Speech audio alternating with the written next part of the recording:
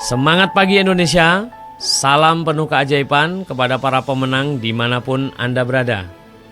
Senang sekali saya Kapten Sar, navigator otak kanan Indonesia, saat ini bisa memberikan sebuah refleksi dahsyat yang saya beri judul Miracle of Ujuk-Ujuk.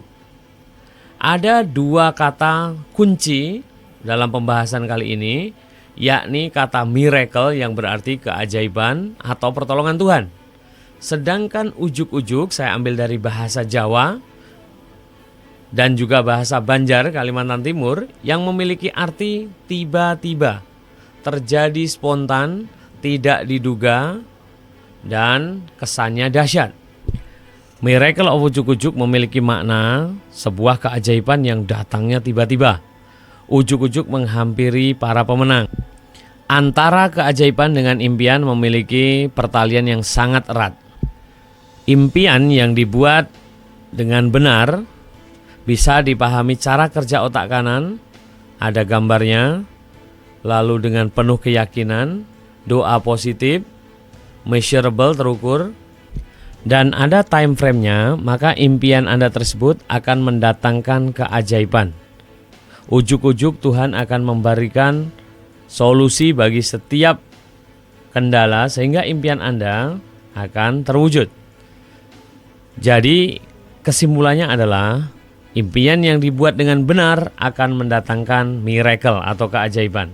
Kedua, impian harus diciptakan agar kita bisa mempersiapkan mental.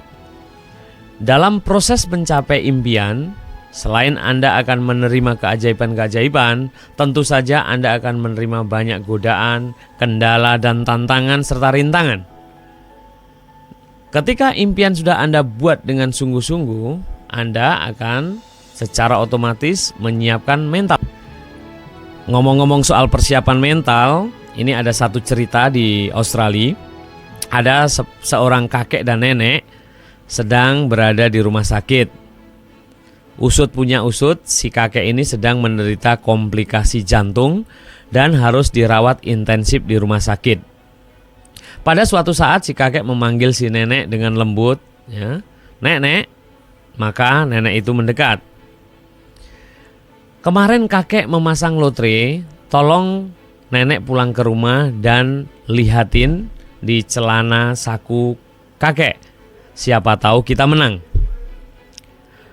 Akhirnya si nenek dengan senang hati dan penuh senyuman pulang ke rumah, dan alangkah terkejutnya ketika sampai di rumah. Ternyata si kakek itu memperoleh hadiah utama 1 miliar.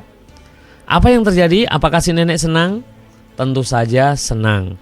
Namun di tengah senang tersebut si nenek khawatir. Bagaimana ini? Si kakek kan lagi sakit komplikasi jantung. Apa dia siap mental kalau saya terangkan dia menang hadiah pertama 1 miliar? Maka di tengah keraguan-raguan tersebut, si nenek menemui seorang dokter rumah sakit di tempat kakek dirawat, lalu meminta tolong. Kebetulan dokter ini sangat senang dan berjanji akan mempersiapkan mental si kakek. "Tenang aja, Nek," kata si dokter. "Saya sebagai dokter senior di sini akan mempersiapkan mental si kakek. Sekarang kupon loterinya bawa ke saya dan serahkan urusannya kepada saya." Begitu ungkap si dokter, dan tidak lama kemudian si dokter menemui si kakek. Dengan penuh kehati-hatian si dokter menghampiri kakek, kemudian mulailah si dokter mengatur siasat agar si kakek siap mentalnya. Mula-mula si dokter mengambil perumpamaan begini. Kek, kata si dokter, "ini seandainya seandainya kakek itu menang lotre berhadiah 250 juta dan hadiah itu adalah hadiah ketiga, gimana kek?" Si dokter pelan menunggu dan ternyata si kakek siap mentalnya. "Anu dok, kalau saya menerima 250 juta, maka saya akan ambil 200 juta untuk membangun properti, investasi, yang 50 juta akan saya sumbangkan ke panti asuhan." Wah, pikir si dokter, si kakek sudah siap mentalnya. Akhirnya sampailah dokter kepada opsi yang kedua. "Begini kek, kata si dokter. Seandainya ini kek, seandainya kakek menerima hadiah senilai 500 juta. Si dokter diam sejenak, menunggu apakah si kakek siap mentalnya, dan ternyata kakek siap mentalnya. Apa jawaban kakek? Begini dok, seandainya saya menerima lotre dan memenangkan hadiah kedua senilai 500 juta, maka saya akan ambil 400 juta untuk membangun rumah, melunasi hutang, kemudian 50 juta saya bagikan ke tetangga dan teman-teman terdekat, dan yang 50 juta lagi saya sumbangkan ke fakir miskin dan anak-anak terlantar. Woi, pikir dokter, hebat sekali ini si kakek. Ternyata dia siap mentalnya. Tapi untuk yang ketiga kalinya dokter dengan hati-hati kembali lagi menemui kakek dengan bahasa yang sangat puitis ya, dan penuh permohonan maaf. Kek, ini mohon maaf kek ya. Ini seandainya kek.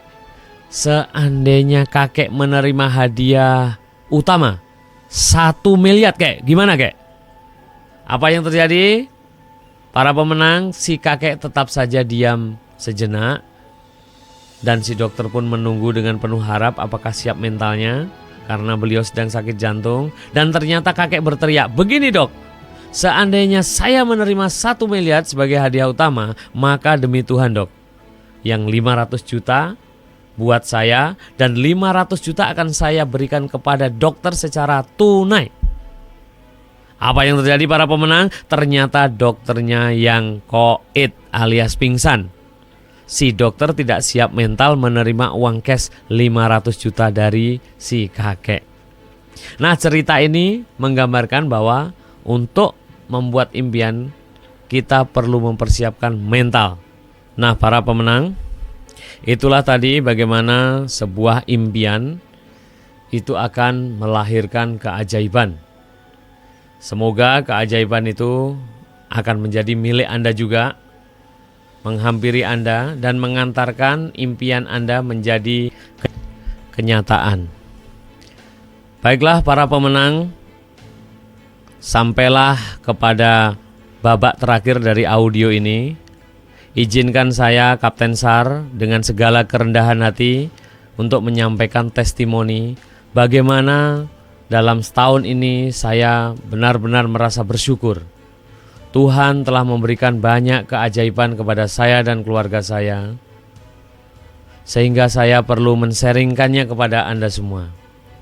Para pemenang, mula-mula di April 2008 yang lalu, saya telah membuat impian untuk keluar dari zona nyaman. Waktu itu saya menjadi manajer selama kurang lebih 15 tahun di perusahaan asing dan nasional. Ketika itu, saya terinspirasi untuk menjadi seorang pembicara nasional. Ajaibnya, dalam waktu yang sangat singkat, kira-kira seminggu sejak saya membuat impian itu, alam semesta mengabari saya untuk mengikuti sebuah seminar akbar di Jakarta yang waktu itu dihadiri oleh 7.000 orang lebih. Saat itu, ujuk-ujuk saya datang dan saya duduk paling belakang. Bukan saya tidak suka ke depan, karena waktu itu memang yang paling belakang adalah peserta yang tidak bertiket alias gratis. Miracle yang kedua pun terjadi. Ujuk-ujuk alam semesta mempertemukan saya kepada seorang yang sangat luar biasa bernama Ipo Santosa. Beliau adalah guru muda saya yang banyak sekali menginspirasi hidup saya, sehingga saya lebih berani menjadi trainer. Dan nama Kapten Sar diberikan oleh beliau sebagai branding yang dahsyat sampai sekarang ini. Sampai hari ini saya masih bingung membayangkan bagaimana saya bisa terbang dari kota ke kota lainnya. Lalu siapa yang menyiapkan tiket pesawat saya? Jujur para pemenang, saya tidak memiliki I.O. layaknya para trainer nasional. Tapi murni saya lakukan adalah karena spontanitas otak kanan. Karena loa, hukum gaya tarik menarik alam semesta.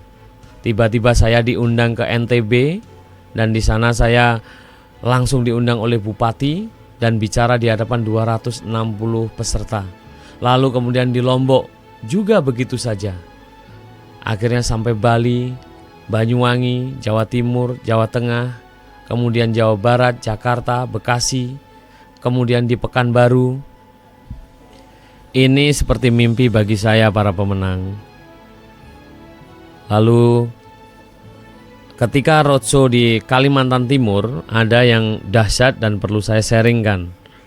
Dalam tempo 4 bulan, saya sukses mengajar sebanyak 20 kali di kalangan pelajar, mahasiswa, dosen, lalu institusi pemerintah, bank, dan di sana pula saya berhasil mengukir sejarah bersama teman-teman otak kanan.